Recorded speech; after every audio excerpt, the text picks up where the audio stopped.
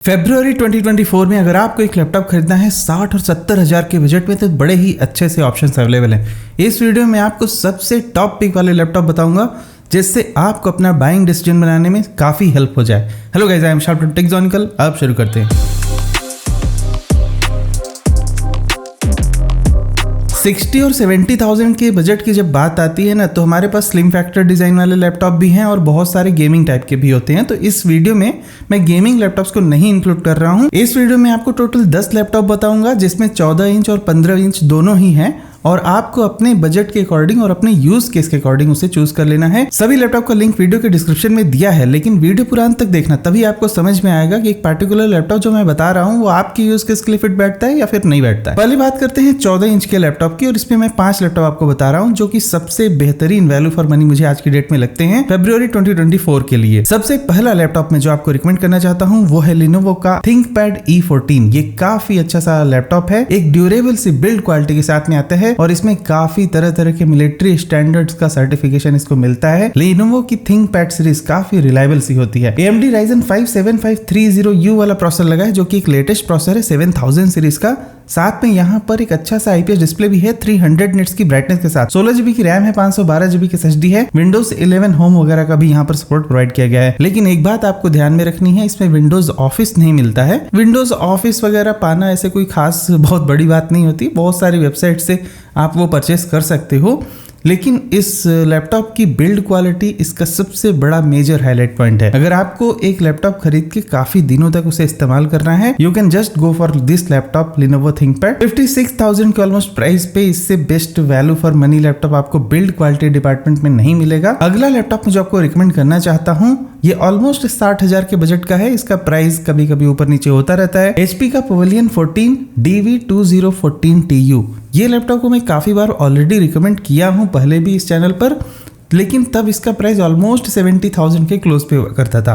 अब क्योंकि नए जनरेशन वाले प्रोसेसर आने वाले हैं तो जो भी 12 जनरेशन या 13 जनरेशन के प्रोसेसर वाले लैपटॉप थे उनका प्राइस कम हो चुका है, तो उसके अकॉर्डिंग अब ये 60,000 के बजट का लैपटॉप बन गया है। HP का ये लैपटॉप आपको बहुत ही अच्छी वैल्यू फॉर मनी प्रोवाइड कर देगा क्योंकि इसकी भी बिल्ड क्वालिटी ना बहुत ही टॉप नॉच टाइप की और इसका डिजाइन बहुत ही सही है। साथ में इसमें लगा हुआ है इंटेल का कोर i5 1235U, एक बहुत ही इफिशिएंट सा प्रोसेसर होता है ये। साथ में 16 GB की रैम है, 512 GB की SSD है। इंटेल का Iris Xe ग्राफिक का भी सपोर्ट है और इसमें आपको Windows 11 MS Office दोनों मिल जाता है। यहाँ पर एक और भी एडवांटेज है कि आपको एक 14 इंच का अच्छा सा IPS डिस्प्ले मिलता है जिसमें 250 निट्स की ब्राइटनेस है, बहुत ही बेसिक सा डिस्प्ले। Wi-Fi 6 वगैरह भी मिल जाता है और इसका बैटरी बैकअप ऑलमोस्ट नॉर्मल सा है, 43 Wh की ही बैटरी लगी है। बस इस लैपटॉप की हाईलाइटिंग फैक्ट ये है कि एक तो आपको HP जैसे ब्रांड की रिलायबिलिटी फैक्टर भी मिल जाएगी, एक अच्छी बिल्ड क्वालिटी और एक अच्छा डिस्प्ले। अगर आपको जैसे ना थोड़ी बहुत कोडिंग करनी है या फिर कोई भी MS ऑफिस वगैरह चलाना है, इन सारे यूज केसेस में बहुत ही सही फिट बैठता है। इंटेल के कोर i5 के साथ आपको इसमें अच्छा खासा जो है प्रोसेसिंग कैपेबिलिटी वगैरह भी मिल जाएगी। वेब डिजाइनिंग वगैरह भी करनी है तो आप इसमें कर सकते हो। HTML CSS के लिए कोई प्रॉब्लम नहीं होने वाली, आप इसमें बहुत सारे एक्टिविटीज कर पाओगे। अगला लैपटॉप मैं जो बताना चाहता हूँ ये मेरा टॉप पिक है इस महीने के लिए भी, क्योंकि ये लैपटॉप मुझे लगता है सबसे ज़्यादा वैल्यू फॉर मनी लेके आता है।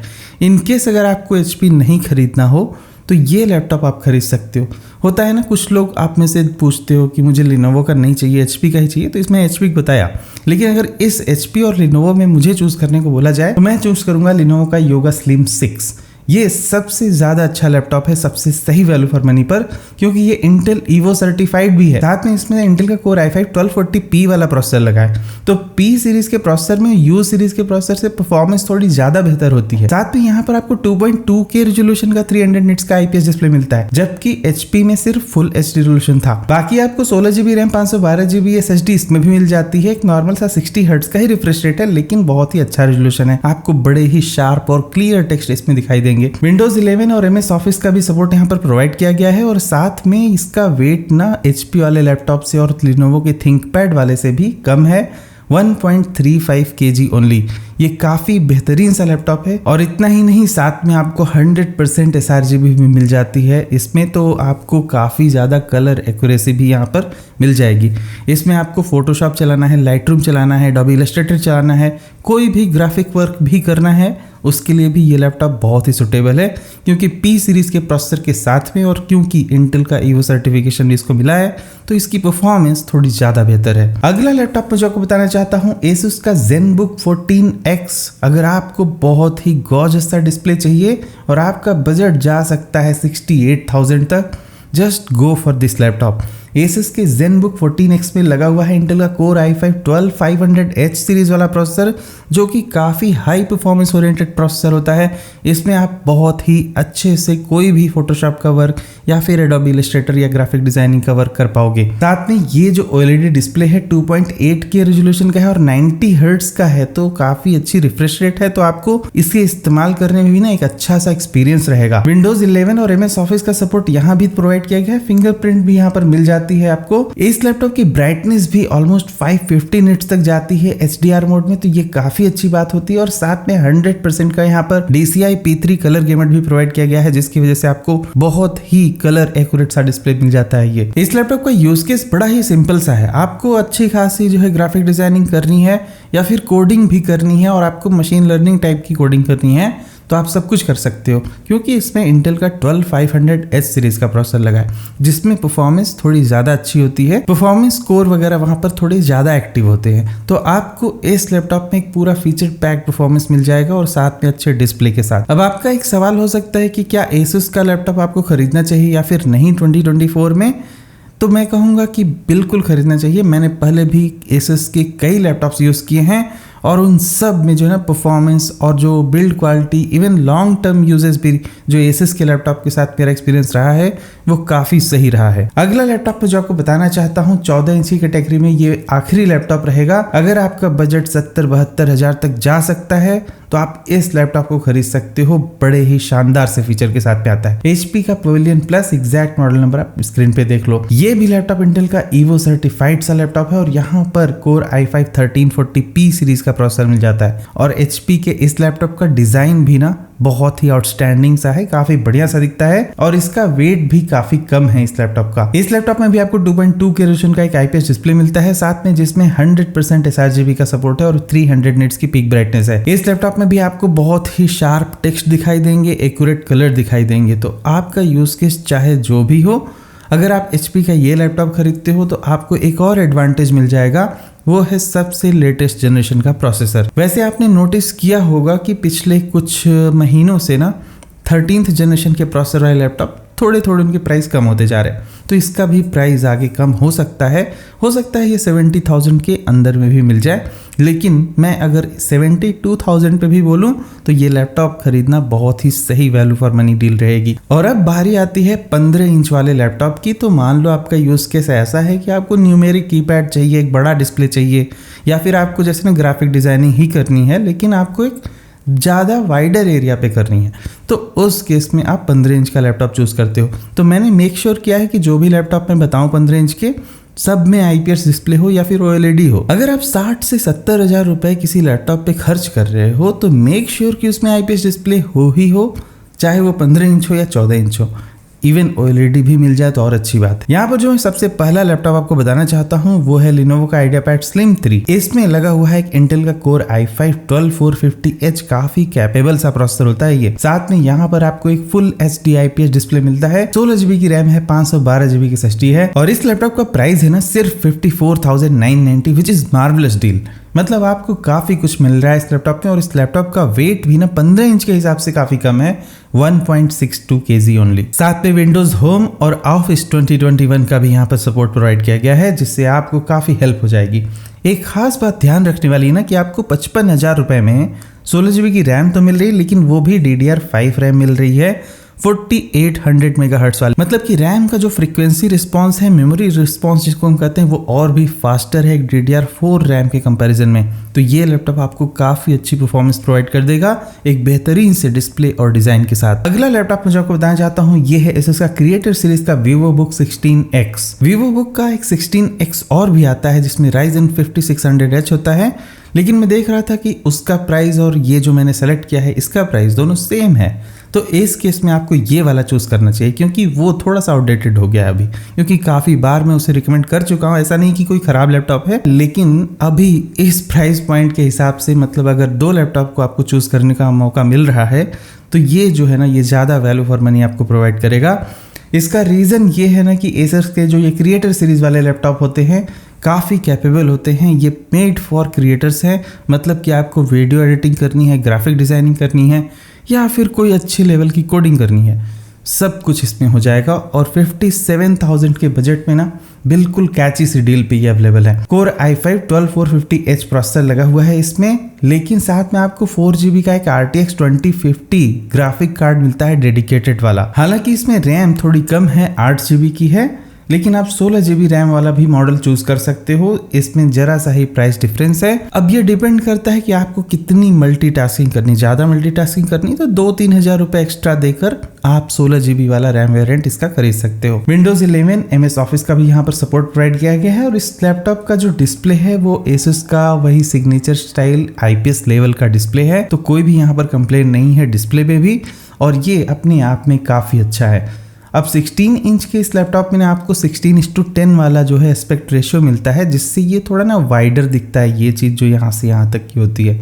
तो आपको ये बात भी ध्यान में रखनी है, इससे आपको बहुत ही वाइडर एरिया मिल जाएगा। अगर आप ग्राफिक डिज़ाइनिंग के स्टूडेंट हो तो आपको काफ़ी अच्छा इसमें एक्सपीरियंस रहेगा। इवन अगर आप कोडिंग करते हो या एक्सेल शीट भी देखते हो तो स्क्रीन साइज में थोड़ा ज़्यादा रूम होने से आपको थोड़ा इमर्सिव सा एक्सपीरियंस हो जाता है। अगला लैपटॉप जो आपको बताना चाहता हूँ ये अगेन है इसका VivoBook 15, लेकिन इसमें इंटेल का कोर i7 लगा हुआ है। ये भी आपको 60,000 के बजट में मिल जाएगा। i7 12650H काफ़ी अच्छा सा प्रोसेसर है ये, और यहाँ पर 16GB की रैम 512GB की SSD मिलती है। अगर आपको सिर्फ कोडिंग फोकस्ड रह के एक अच्छी परफॉर्मेंस का लैपटॉप चाहिए तो आप कोर i7 वाला ये वाला खरीद लेना, लेकिन अगर आपको वीडियो एडिटिंग और ज़्यादातर क्रिएटर टाइप के वर्क करने हैं तो आप वो वाला खरीदना 16X। उसका रीज़न क्योंकि उसमें डेडिकेटेड ग्राफिक है, इसमें कोई डेडिकेटेड ग्राफिक नहीं है। ये ऐसे यूजर के लिए काफी हेल्पफुल रहेगा जिनको ज्यादा परफॉर्मेंस चाहिए होती है, सिंगल कोर या मल्टी कोर। आपको यहाँ पर 16GB की रैम 512GB की SSD भी मिल जाती है, 42 वॉट आवर की बैटरी है। अब इस प्राइस रेंज में आपको इससे अच्छी खासी बैटरी लाइफ नहीं मिलेगी। अगर बैटरी ज्यादा मिलेगी तो हो सकता है डिस्प्ले पे कॉम्प्रोमाइज हो जाए, तो मैंने इन बातों का ध्यान रखा है। आपको एक नॉर्मल सी बैटरी लाइफ मिलेगी इसमें 3-4 घंटे की, लेकिन बाकी सब कुछ इस लैपटॉप में बहुत ही सही है। अगला लैपटॉप है डेल इंस्पिरॉन 3530। यह भी रिसेंटली लॉन्च्ड मॉडल है डेल की तरफ से। आप में से बहुत सारे व्यूअर्स मुझसे डेल का ही लैपटॉप जानना चाहते हो तो 70,000 के बजट में मैं डेल का यही लैपटॉप आपको रिकमेंड करूंगा। डेल इंस्पिरॉन 3530 जिसमें इंटेल का कोर i7 1355U लगा हुआ है। डेल के जितने भी ये लेटेस्ट से लैपटॉप आए हैं ना, उनमें सभी में 13th जनरेशन का प्रोसेसर दिया गया है, जो कि काफी अच्छी बात है। आपको एक लेटेस्ट प्रोसेसर मिल जाएगा और साथ में यहाँ पर 16GB की रैम 512GB की SSD भी मिलती है। लेकिन एक बात आप ध्यान में रखना, डेल में IPS डिस्प्ले नहीं होते हैं, सिर्फ आपको WVA डिस्प्ले मिलते हैं। डेल की ये टर्मिनोलॉजी एक VA टाइप के डिस्प्ले के लिए होती है। साथ में ये 120 हर्ट्ज के रिफ्रेश रेट के साथ में आता है, तो रिफ्रेश रेट ऑफ कोर्स इसका ज़्यादा है।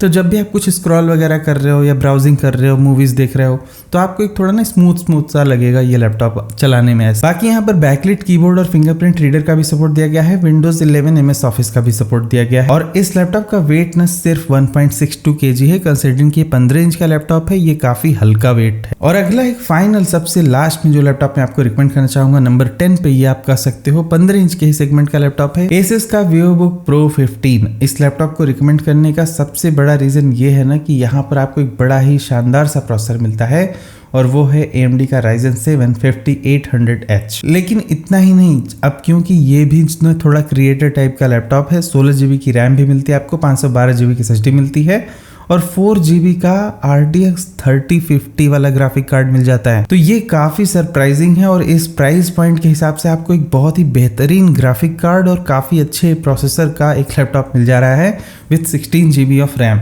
इसमें भी आपको वही IPS लेवल टाइप का ही डिस्प्ले मिलता है। अब इस लैपटॉप को आपको कब खरीदना चाहिए? अगर आपको एडोबी के ही प्रोडक्ट्स ज्यादा इस्तेमाल करने हैं। पहले मैंने जो लैपटॉप एक बताया जिसमें RTX 2050 था, एसुस का ही जो क्रिएटर सीरीज वाला, उसमें क्या है ना, आप कोडिंग वगैरह भी अच्छी करनी है, एंड्रॉयड एमुलेटर वगैरह चलाना है, वो भी कर सकते हो।